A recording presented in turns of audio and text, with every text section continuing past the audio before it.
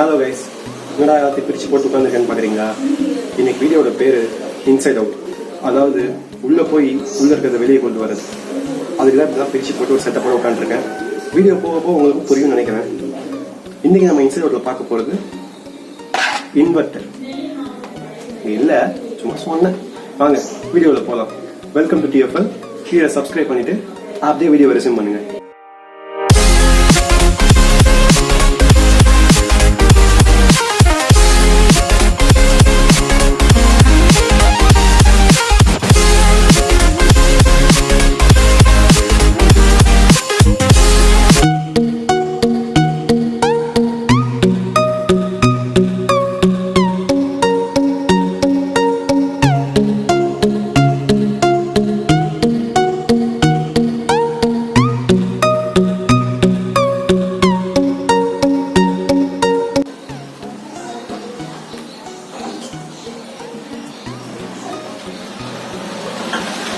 ஒரு விஷயம் ஓப்பன் பண்ணுறதுக்கு முன்னாடியோ ஸ்க்ரூஸை பத்திரமா எடுத்து வச்சுக்கோங்க.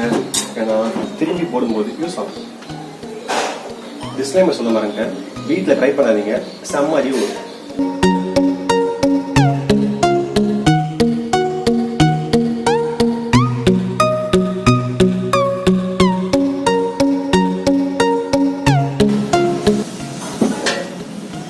ஓகே, ஒரு வழியா ஓப்பன் பண்ணியாச்சு. நான் எங்க ஆரம்பிச்சு எங்க முடிப்பேன் என்னமோ ஆயிருக்கு.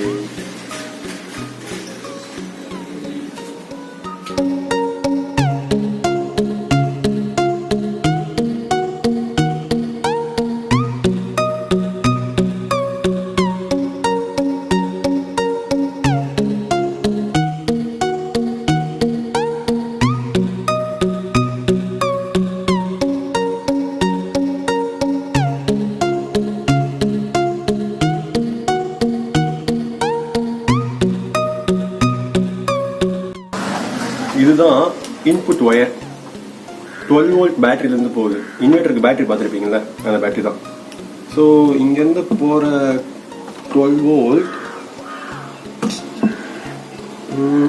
இங்கே ஒரு பவரும் இங்கே ஒன்றும் போகுது. இப்போ 12 வோல்ட் இந்த பேட்டரியிலேருந்து போகிறதுனால இது டிசி கரண்ட். டிசியை ஏசியாக மாற்றணுமே, எங்கே மாற்றுறாங்க?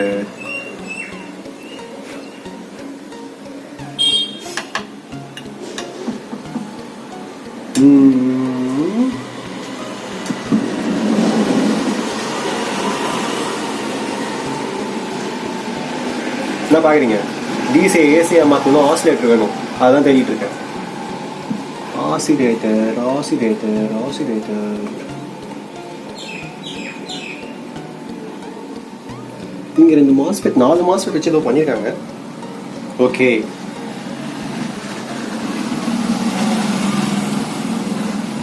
இங்க ஜூம் பண்ணீங்கன்னா உங்களுக்கு 1 2 இந்த இடத்துல 3 4.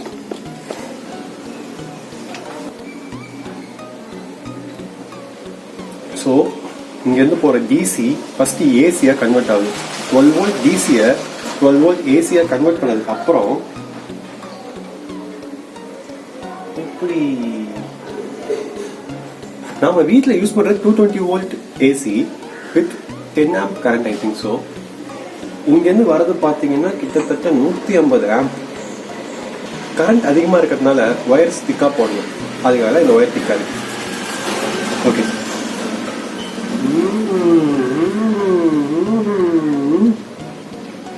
ஆசிலேட்டர் மூலியமா 12 வோல்ட் டிசி 12 வோல்ட் ஏசியா கன்வெர்ட் ஆயிடுச்சு. அப்புறம் என்ன பண்ணணும்? ஓகே, 12 வோல்ட்டை 220 வோல்ட்டா கன்வெர்ட் பண்ணணும்.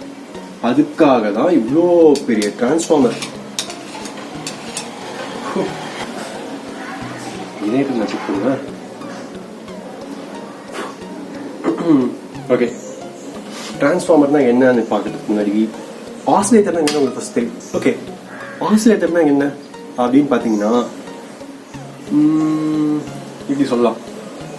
ஸ்ட்ரைட்டாக போயிட்டு இருக்க டிசி கரண்ட்டை அப்படியே மேலே கீழே மேலே கீழே மாற்றி ஏசியாக கன்வெர்ட் பண்ணி விடுறது தான் இந்த ஆசிலேட்டர்.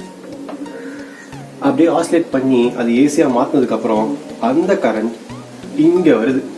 அதாவது டிரான்ஸ்ஃபார்மரோட பிரைமரிக்கு பாருங்க, கரண்ட் அதிகமாக வரதுனால இந்த ஒயர்ஸும் திக்காக தான் இருக்கும்.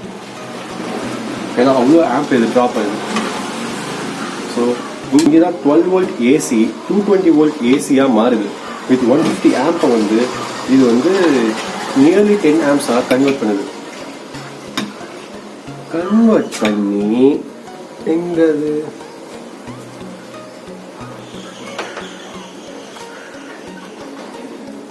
ஸோ இப்போ இந்த டிரான்ஸ்ஃபார்மரோட யூஸ் என்ன உங்களுக்கு தெரிஞ்சிருக்கும். இங்கேருந்து வருது, இதான் டிரான்ஸ்ஃபார்மரோட செகண்டரி. ஆக்சுவலாக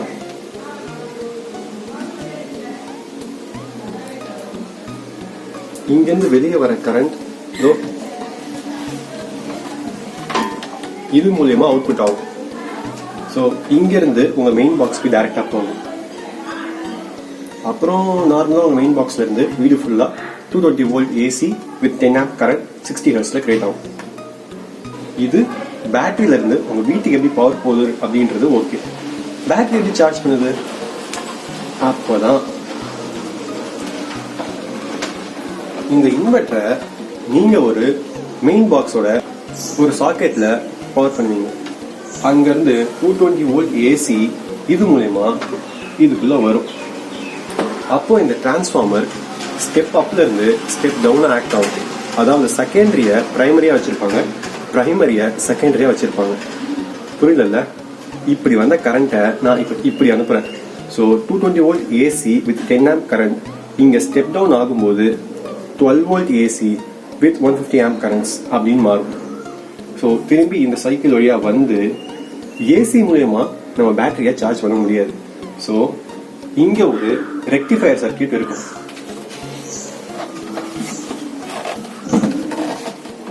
சி 4 மாஸ்ஃபெட். இதே மாதிரி அந்த சைடு ஒன்று இருக்கும், அது ஆசிலேட்டர். இந்த 4 மாஸ்ஃபெட் என்ன பண்ணும்னா இங்கேருந்து வர ஏசியை டிசியா கன்வெர்ட் பண்ணும். இது ஒரு ஃபுல் பிரிட்ஜ் ரெக்டிஃபயர். ஸோ எல்லா சைக்கிளுமே ஸ்ட்ரெயிட் லைனா டிசியா மாத்திடும். அண்ட் மற்ற காம்பனன்ட்ஸ் என்னென்ன,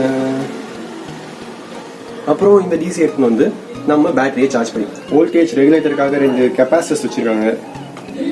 அப்புறம் டிஸ்பிளேஸ்க்காக ஒரு சின்ன டிரான்ஸ்ஃபார்மர், அப்புறம் டிஸ்பிளே ஐசி சர்க்யூட்ஸ்லாம் இருக்கு. வேற ஒன்றும் தெரிஞ்சுக்கிறதுக்கு பெருசாக இல்லை. ஓகே, இது தேராது. நம்ம இதுல இருந்து நமக்கு என்ன தேவைப்படும், என்ன யூஸ் ஆகுன்றதை பார்த்து எடுத்துக்கிறது நல்லதுன்னு நினைக்கிறேன்.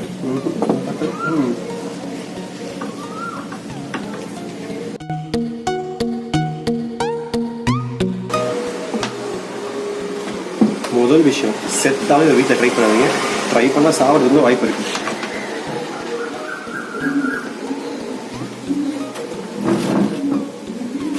ஸ்டார்ட் ஆயிருமோ?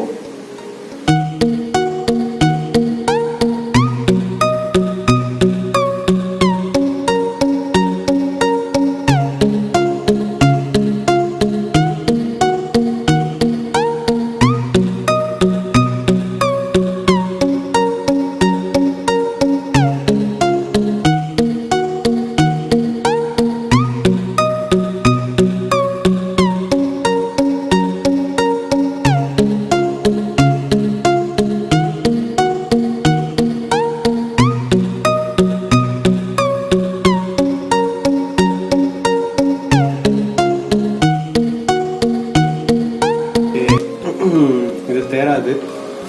சப்ளை கழிச்சிட்டு நமக்கு தேவையான எடுத்துப்போம்.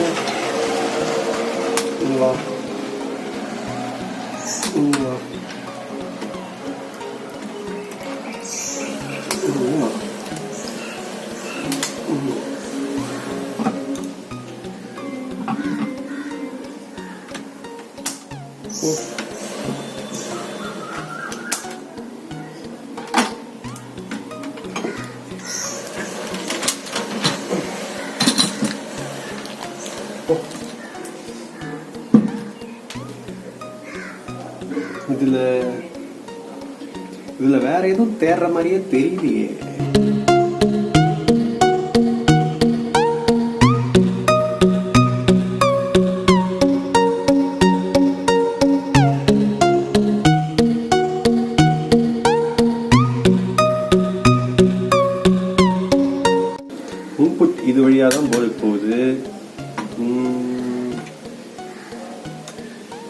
ஓகே கைஸ், இந்த பிளேலிஸ்ட்டுக்கு ஏதாவது பேர் வைக்கணுமே.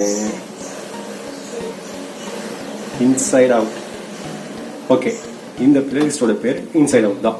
இதுக்கப்புறம் இன்சைட் அவுட் நீங்கள் நிறைய வீடியோஸ் பார்ப்பீங்கன்னு நினைக்கிறேன். ஏன்னா வீட்டில் நிறைய வீணா போன பொருளாக இருக்குது. எடுத்து பிரித்து உள்ளே என்ன இருக்குன்னு பார்ப்பேன். இதில் வேறு எதுவும் தேரல. 4-5 ஒயரு, 2 போர்டு,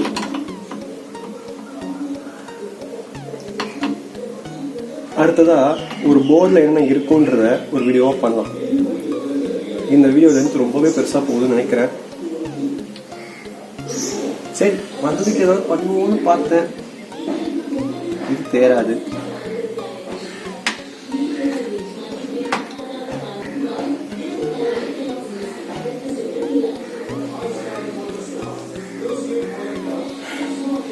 அவ்வளோதான். Operation successful, patient fail.